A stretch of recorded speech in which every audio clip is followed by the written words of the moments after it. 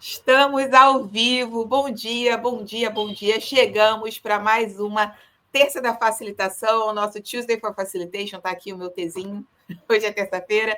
Eu sou a Thay Barroso. Toda terça-feira a gente se encontra aqui às 10 horas da manhã no LinkedIn para falar de como a facilitação é uma habilidade atemporal e multissetorial. E hoje eu convidei a Mirella. Mirella vai dar um oi já respondendo a nossa pergunta aqui. Todo mundo que chega aqui tem que responder, tá, Mi? A pergunta é, Mirella, quem é você na fila da facilitação? Olá, Thay, olá para todo mundo aí que está assistindo. Bom, eu sou Mirella, uma mulher de 47 anos e mãe da Bia, de 3 anos, né? Eu até, se eu olhar aqui para o lado, que eu estou sozinha com ela em casa, ela já está me chamando, já dá para ouvir. Então é isso, né? A facilitação é isso, né, Thay? Você tem que estar sempre aí ligada no que está acontecendo para ir encontrando soluções e mediando, né? Uma grande mediação aí de conhecimento de coisas que vão acontecendo. Filha, mamãe tá aqui, tá? Então, eu sou jornalista de formação, né? Escolhi na época me formar jornalista porque eu queria mudar o mundo. E o jornalismo era a minha ferramenta que eu tinha escolhido naquela época.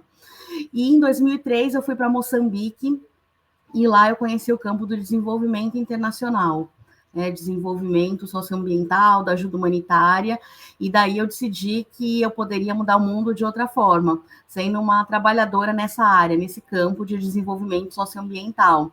E todas as minhas escolhas e tudo que eu fiz na vida foi moldado muito por isso, para eu procurar experiências que me levassem a conhecer o mundo de várias formas e também que eu pudesse ser uma boa profissional generalista. Acho que muito vem isso muito da minha profissão de jornalista, né? O jornalista é um grande generalista que consegue surfar e navegar por diferentes assuntos, mas deixando para os especialistas resolverem as questões, né? Acho que isso também, aqui trazendo para o nosso tema de hoje, tem muito a ver com a facilitação, né?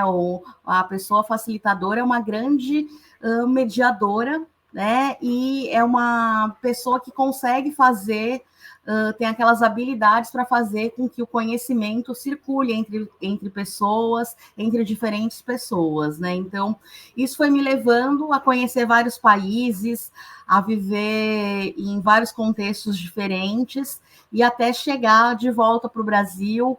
Há 13 anos eu voltei aqui, eu sou paulista, mas moro há 13 anos no Rio de Janeiro.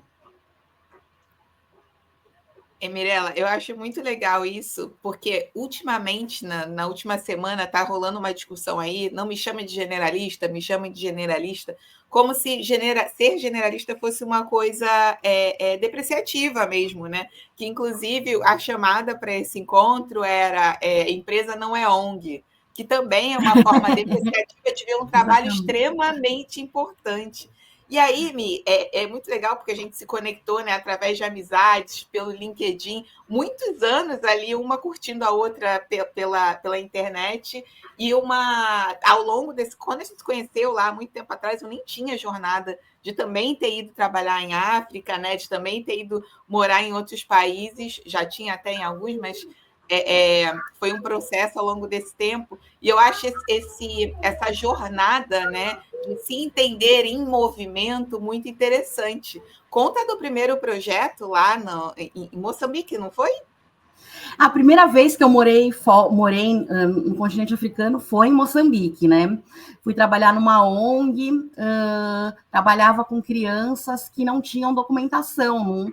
Na verdade, elas não existiam para o Estado moçambicano, porque elas não tinham documentação. Então, eu trabalhava nesse projeto. Mas o primeiro projeto que eu mesma desenvolvi, que eu criei, foi em Angola, junto com a Minibus Media, que foi uma empresa, um negócio social que eu criei no contexto ainda moçambicano, entendendo o que eram as eleições em Moçambique. Isso foi 2004, né? Eram as terceiras eleições gerais em Moçambique. Eu cobri também as terceiras eleições gerais no Malawi, que é um país vizinho a Moçambique.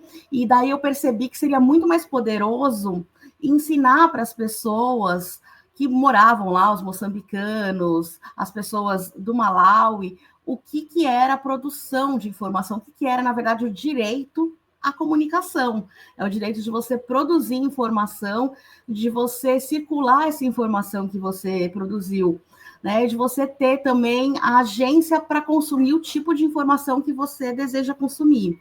E daí eu cofundei a Minibus Media, um negócio social que tem esse nome, na verdade, porque minibus é o principal meio de transporte automotivo do continente africano, e a ideia era que a gente, estando no minibus, né, no micro-ônibus, a gente conseguiria ver o país, as pessoas, sobre uma perspectiva que as próprias pessoas que usam esse meio de transporte veem, né, as coisas acontecendo. E a gente criou a Minibus Media justamente para isso, para usar a comunicação como uma ferramenta para desenvolvimento. Em 2006, eu vou para Angola, isso muito levado ao meu desejo de conhecer países que falam português, né? E Angola também tinha um cenário super interessante na época que a gente foi lá 4 anos após o pós-guerra. Então, era um país que estava em reconstrução e a ideia foi, vamos pensar como que a gente pode usar a comunicação aqui, né? Então, em parceria com uma ONG angolana, que eu conheci por meio também da minha circulação em diferentes lugares, né? Eu conheci essa ONG, conheci o fundador da ONG, o Zeton, aqui no Brasil, numa passagem que eu tive pelo Brasil, na Conectas, que é uma ONG de defesa de direitos humanos. Ele tinha vindo fazer um intercâmbio e eu falei dessa ideia. E ele, assim, supervisionário, vamos levar para Angola. A gente batalhou, conseguiu recursos e lá a gente fundou a primeira unidade de mídia independente jovem de Angola, que funciona até hoje, que é a Brigada de Jornalistas de Angola, e que já produziu inúmeras denúncias de violações de direitos humanos em vídeo, né, muitas delas que já foram usadas na corte africana, e também a gente... eles, né, já estão na 5ª, 6ª geração aí de brigadistas, como eles são conhecidos, também têm produzido muitos materiais de educação, né, educação para a cidadania. Eu acho isso mega interessante, né? A gente está falando de usar o jornalismo, né? Usar as ferramentas de comunicação, porque o jornalismo é muito além do próprio jornalismo em si, né? Comunicar é uma área muito ampla, mas usar essa área como ferramenta de empoderamento, né? De autonomia para os povos. E a gente está falando, cara, de 2003, que você falou, né? 22 anos atrás. Talvez quem esteja assistindo a gente nem fosse nascido na época. Hoje, os desafios relacionados a isso são completamente diferentes dos desafios naquela época, né? A gente estava falando de desafios ainda mais numa situação de pós-guerra, né? Num continente Oi. Tá, depois eu te explico aí, tá? Pode mandar. Eu acho isso muito, muito maneiro, assim, né? Eu sou muito fã de você. Eu sou muito fã de Mirella, gente. Preciso contar isso para vocês. Muito por me ver também nas histórias dela, mas com alguns anos antes, né? Alguns anos de diferença aí. E eu acho que tem uma coisa interessante sobre essa sua jornada, né? Porque não vai dar para a gente falar do seu currículo todo, porque ele é muito vasto, pessoal, não tem como. Mas você teve, né? Você passou por ONGs locais, grandes organizações, chegou até a ONU, né? Em algumas instâncias. Tem alguma. Como é que você acha que a facilitação é uma habilidade interessante dentro de todas essas áreas, assim, desde o pequeno para o médio, para os gigantes, como a ONU? Uhum. Eu acho que a facilitação é uma habilidade que todo mundo tem que ter, né? Na verdade, porque a facilitação é sobre relacionamento, né? A facilitação é sobre circulação de informação, né? Então, como que você consegue facilitar um diálogo entre pessoas, uma conversa entre grupos maiores? Isso é super poderoso, porque também é uma habilidade muito mais de escuta e de fazer perguntas do que propor respostas. Eu acho que isso, tanto num contexto de uma ONG local, uma ONG pequena, ou nas Nações Unidas, é super valioso, porque a gente, com essa habilidade de facilitação, você também consegue colocar pessoas diferentes, né, e facilitar esses diálogos para que novas ideias surjam, para que também a gente consiga ter novas perspectivas e diferentes perspectivas sobre o mesmo assunto. E isso é muito importante, né, num contexto de desenvolvimento, em que a gente consiga fazer circular várias vozes para a gente chegar numa solução que seja mantida, né, e criada, co-criada por diferentes pessoas. Acho que isso é o grande poder da facilitação. E acho que a facilitação está no nosso dia a dia, né? Eu estou aqui com a minha filha, me chamando, tá lá, fico sempre olhando, ver se ela não vai fazer alguma coisa tipo pular de cabeça do sofá, alguma coisa assim, mas é também uma habilidade de facilitar um diálogo entre uma pessoa adulta e uma criança, né? Então a gente sempre está exercitando isso no dia a dia. É bom você ter entrado nesse tópico. Vou sair aqui um pouco das perguntas que a gente tinha planejado, mas agora que você começou a falar da Bia, que eu acho super interessante, porque eu aprendi contigo que a gente se encontrou numa conferência aqui no Rio há um tempo atrás e você falou assim: odeiam as mães, né? Tipo, não tem espaço para eu trocar minha filha, não tem lugar para eu andar com um carrinho de bebê aqui. Imagina se eu fosse cadeirante, menos ainda acessibilidade. Como é que está sendo essa jornada de transitar nesses diferentes meios sendo mãe? Então, eu acho que é um ato político ir nesses lugares, nesses diferentes lugares, sendo mãe, e eu levo minha filha em muitos desses lugares, né? Quando ela nasceu, eu tinha que, eu quero que ela conheça já de cara, para ela já beber dessa fonte, uma coisa meio louca, assim, sabe? De mãe recém-nascida também, né? Mas agora eu levo também muito por necessidade, né? Então, muitas vezes eu tenho a necessidade dela estar comigo em diferentes lugares, e realmente, né, a nossa sociedade, ela não está preocupada com as mães, né? Então, assim, é sempre muito difícil a gente ter um lugar apropriado para trocar a criança, ou um lugar até para você dar uma refeição com cara de refeição, né, para a criança. Então, acho que assim, são grandes desafios que a gente, como mãe, a gente enfrenta, que talvez eu não tivesse me dado conta antes de virar mãe, né? Eu sempre tive essa percepção nos lugares que eu trabalhei, também sempre de priorizar as mães, mas é muito diferente. Depois de que você vira mãe, você está no dia a dia convivendo com essas questões, né? Então, assim, mesmo em lugares que são lugares que deveriam, que as pessoas estão um pouco mais atentas a isso, ainda falta muito para a gente ter um lugar acolhedor, né? Então, é muito raro você encontrar uma conferência em que tem um espaço kids para as mães poderem ir e as crianças estarem se divertindo ao mesmo tempo, porque também é muito cansativo, né? Se levar uma criança pequena numa conferência e ficar sentada, ela não vai querer ficar sentada, porque é dela, né? A criança tá lá, quer brincar, quer correr. Então, são lugares que não estão preparados e não estão preocupados, na verdade, né, com as mães. Isso é. Eu vou citar aqui um amigo, o Thierry, eu não sei se você conhece ele, Thierry Sintra, e o Thierry falou assim: quando a gente fala de acessibilidade, e aí falando de pessoas com discapacidades, né? Quando a gente fala de acessibilidade, ela é bem feita, ela é tão bem feita que ninguém nem nota que houve essa preocupação, porque está tudo muito bem ambientado.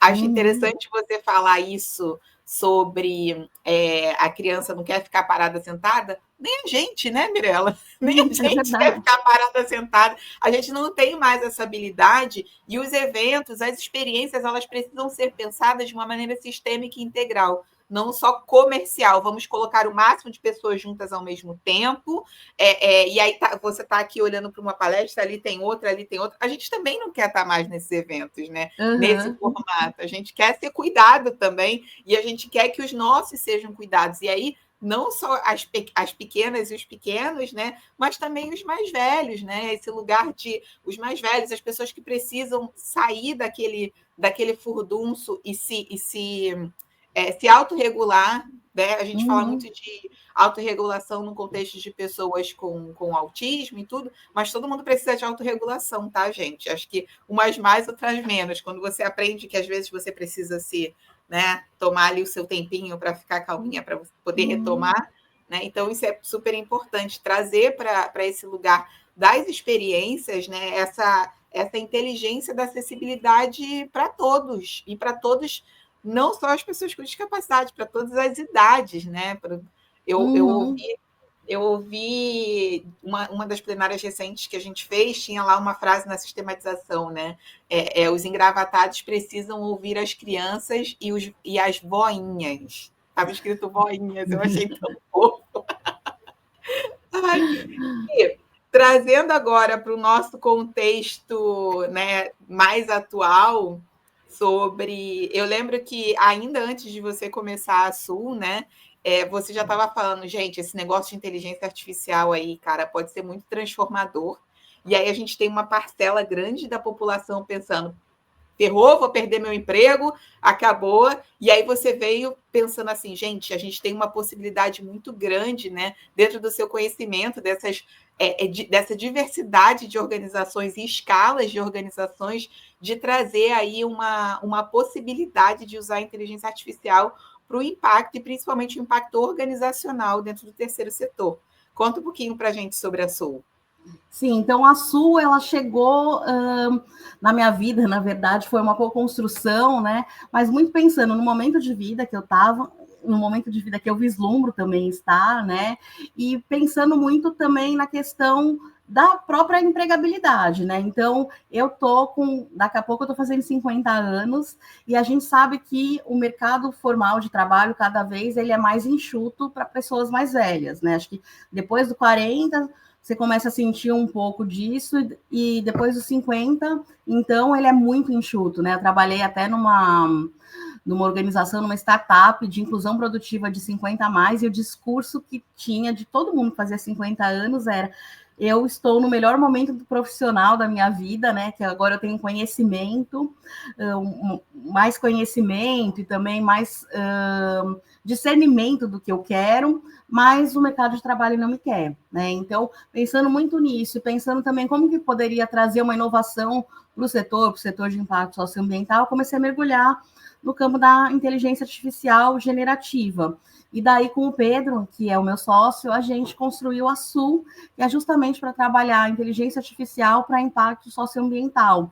E hoje eu acho que sim, a IA ela vai tirar muitos empregos, mas ela vai criar vários outros, né? E também a gente ainda continua, do mesmo jeito que a gente falou há pouco, que as palestras, os eventos, eles continuam sendo feitos no mesmo formato que eles eram feitos há 5, 10 anos, as pessoas ainda estão pensando o nosso campo muito num formato que ele era feito há 5, 10 anos. Então, hoje, se você for pensar, por exemplo, em captação de recurso, para mim, eu não consigo mais ver uma captação de recurso sem inteligência artificial, né? Um processo até de facilitação sem inteligência artificial. Você pode usar, a gente fez recentemente, por exemplo, um planejamento estratégico todo auxiliado por inteligência artificial. Ele não eliminou todo o contato com as pessoas, relacionamento humano, a facilitação humana, que isso a IA, ela não vai tirar, né? Porque a IA é uma máquina, é uma grande calculadora, no fim das contas, e o relacionamento humano é uma coisa inerente do ser humano, né? A facilitação é algo que depende de habilidades humanas. Então, assim, esse emprego, né, esse tipo de trabalho, ele não vai ser eliminado. Eu acredito que ele vai ser até potencializado. E você pode auxiliar com inteligência artificial. Só um minutinho. Oi, o que a dona Bia quer? Pega lá, filha. Deixa a mamãe terminar aqui, que daí eu já pego para você, tá? Enquanto isso, eu vou dar bom dia aqui, Sônia. Bom dia, Sônia. Sônia está dando bom dia aqui. A Tayana Trajano também está dando bom dia, mulheres. Bom dia, mulherada. Olá.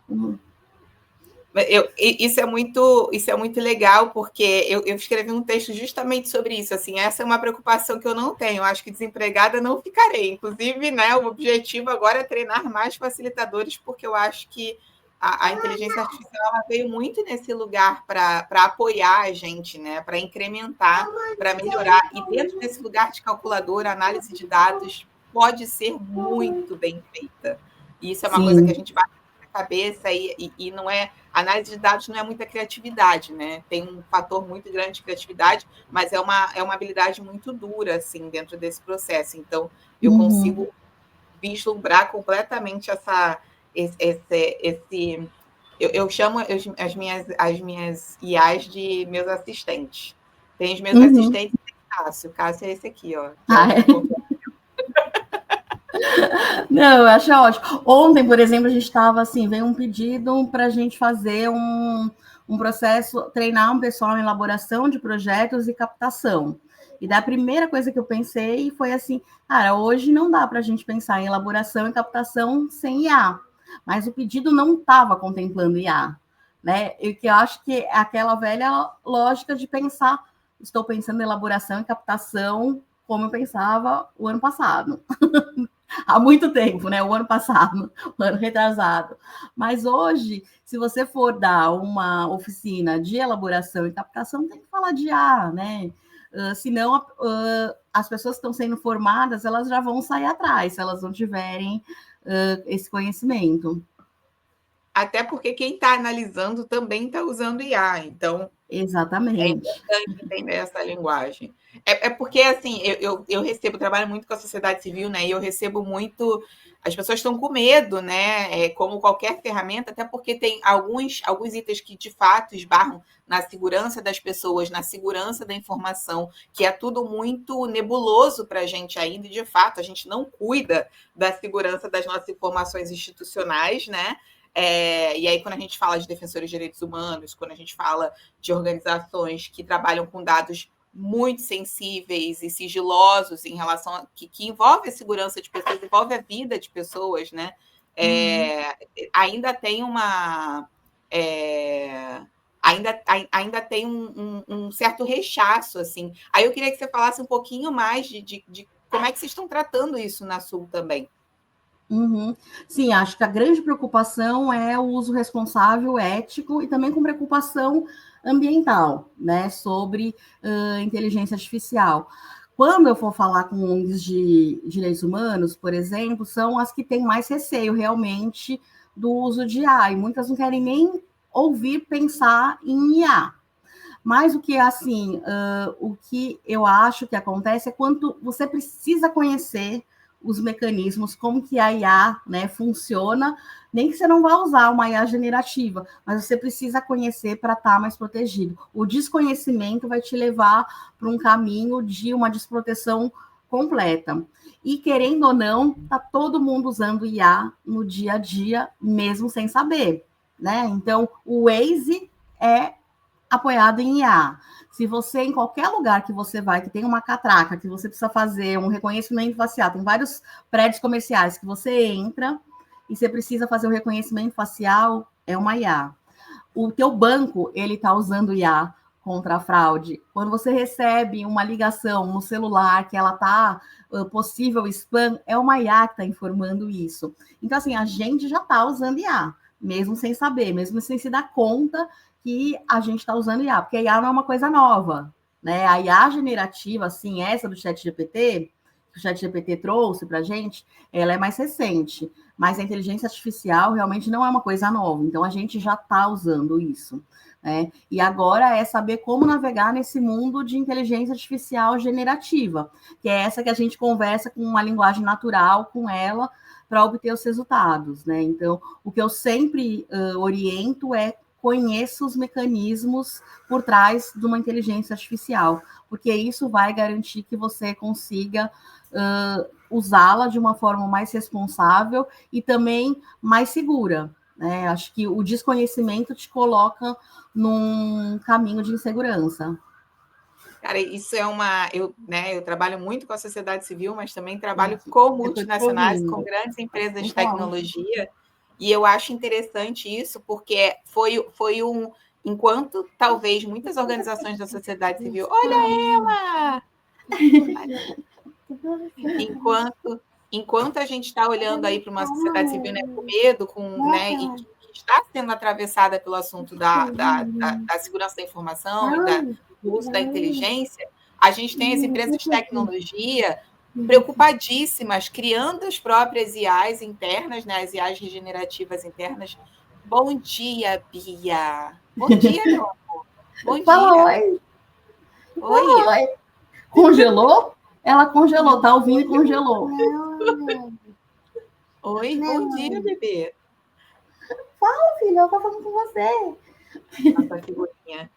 E eu acho que a gente está olhando aí para esse lugar mesmo, né? E olhando para as empresas de tecnologia, porque eu acho que ambos os setores têm muito a aprender um com o outro, né? As empresas de tecnologia correram para fazer próprios sistemas de segurança para que os funcionários não deliberadamente entregassem informações sensíveis para o sistema aberto. Então, né, um lado existe uma super preparação e uma super proteção, e de um lado tem vou ignorar porque, né, não tá um ambiente seguro, quando na verdade o que a gente precisa fazer é aprender a ferramenta, né? Aprender como funciona. Me conta-me uma história recente, se você puder, algum caso legal assim da Sul. A Isadora Sá, ó, mandou aqui, ó, um bom dia, disse que o cafezinho dela nunca esteve tão bem acompanhado. Ai, que bom! Agora então, tá melhor, porque tem a Bia e tem o quem é esse personagem? É a Sky. É a Sky, pronto. Viu? A gente, então, tem várias histórias legais, né? Eu vou te dar uma delas, mas depois, se der tempo, eu te conto mais. Eu acho que a gente fez uma formação, era um letramento em IA com o pessoal de Angola. Esse mesmo pessoal que, em 2006, eu fui para Angola e criei lá com eles a Brigada de Jornalistas da Almunga, a gente mantém contato até hoje, né? Então, eu conversei com eles assim, agora eu estou trabalhando com inteligência artificial, vocês já ouviram falar? Olha, a gente já meio que ouviu aqui, mas o terceiro setor em Angola ainda não está se apropriando, né, da IA. A gente quer entender um pouco mais. Oi, é seu. A gente quer entender um pouco mais como que funciona. Então, eu fiz um letramento com eles, e era interessante que antes do letramento, eles falavam assim, que não sabiam nem como, onde acessava uma IA, né? Eles achavam que tinha que ter um equipamento especial, um computador especial só para isso. A maioria nunca tinha nem usado o ChatGPT, estava ainda um pouco mais atrás, assim, né, do que a gente aqui. E depois dessa formação, eles já estão criando histórias em quadrinhos com IA para falar sobre direitos humanos, num cenário de baixa escolaridade. Então, mostro. E se fosse numa era na era pré-inteligência artificial, eles não conseguiriam ter feito isso, né? Teria que captar recursos para fazer esse tipo de conteúdo. E daí eles, com esse conhecimento que a gente compartilhou com eles, eles começaram a desenvolver esse tipo de produto que é super poderoso, né? Num lugar em que ainda a escolaridade, a educação é um grande desafio, e estão lá fazendo suas histórias em quadrinhos falando sobre direitos humanos. Isso, para mim, acho que é um super case, assim, né? Por vários motivos, né? A mesma organização com a qual eu já mantenho contato há quase 20 anos, de um trabalho que, no primeiro momento, lá atrás, ele trouxe um grande impacto, e hoje a gente também pode causar um grande impacto com o meu novo trabalho, que é com inteligência artificial. Então, esse é um case muito bacana. E tem vários outros, né? Acho que um outro case foi de um negócio social aqui no Brasil, que a gente fez o planejamento estratégico apoiado com IA, e daí eles tinham um grande desafio, que eles precisavam fazer isso num espaço de tempo muito curto, né? E a IA ajudou muito a gente a otimizar, a pensar em sites de mercado também. Foi muito, muito bacana. Vai lá que eu vou te colocar. Então, acho que tem vários casos muito, muito bacanas, assim, né? E das pessoas descobrindo o que elas podem fazer com inteligência artificial para o bem comum. Acho que essa é a grande questão, né? Como usar a inteligência artificial para o bem comum de uma maneira responsável, ética, também com consciência socioambiental. Cara, muito legal. Bom, não preciso falar porque eu realmente sou muito fã. A Su completou o quê? Um ano recente, não foi? Ainda não. A gente está sonhando a Su, desenhando a Su há mais de um ano. Começou em abril do ano passado, mas a gente lançou ela em março desse ano. Né? Então, assim, parece que foi muito mais tempo. A gente Parece até que foi ontem muito estava. tempo, porque eu já Parece, sigo parece. vocês, já são referência para mim no assunto. Exatamente. Parece que faz muito mais tempo, mas o mundo é muito mais rápido hoje em dia, né? Então, a gente está completando 6 meses agora, dia 10 de setembro. 6 meses de Sul e mais de 30 anos de experiência aí que somam nessa. Uhum. As suas, né? Porque ainda tem os anos de experiência do Pedro.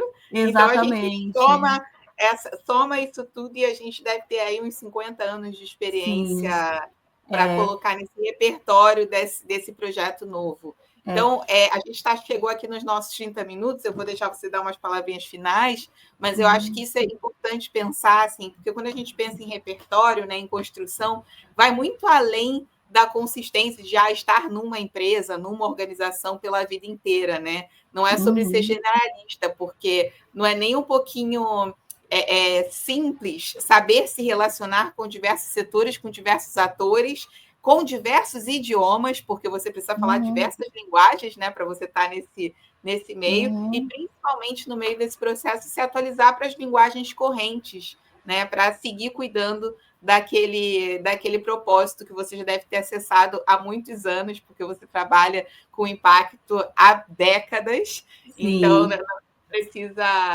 não precisamos nem reforçar, né? Encontrei meu propósito. Eu acho que o seu já está aí há bastante tempo. Mi, muito obrigada. Eu vou deixar você dar as palavrinhas finais. Pode convidar, pode vender seu peixe aí, convidar a galera para seguir vocês. Vocês estão produzindo um conteúdo muito legal aqui no LinkedIn, mas eu vou deixar você falar.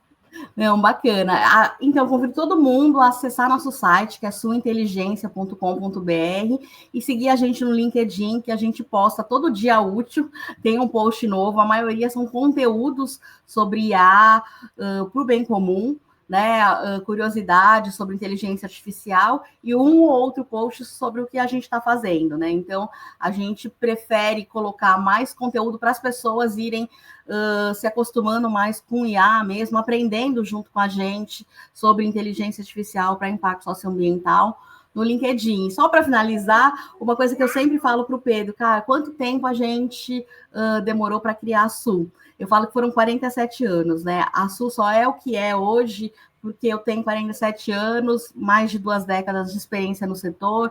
O Pedro também é bem mais novo do que eu, tem 35, mas já mais de 15 no setor. E é por isso que a gente tem a Sul com esse formato, né? Porque a gente surgiu, é uma organização que surge nativa do setor de impacto socioambiental e agora com componente de inteligência artificial, mas a gente sempre está pensando em como que a gente pode escalar impacto, melhorar também o desenvolvimento institucional de organizações utilizando inteligência artificial. Muitíssimo obrigada, Mirela. Sempre um prazer te conhecer. Te conhecer eu já conheço tem anos, né? Pelo menos tem um tempinho aí. Muito obrigada pelas suas falas, obrigada pela participação especial de Bia, porque é sempre um prazer também encontrar essa pequena, nem que seja virtualmente. E, pessoal, terça-feira que vem a gente está aqui de volta nesse mesmo bate-canal, nesse mesmo bate-horário, com uma outra convidada. E aí vocês vão descobrir ao longo da semana. Muito legal. Obrigada, sempre um prazer conversar com você. Um beijo. Tchau, tchau. Tchau.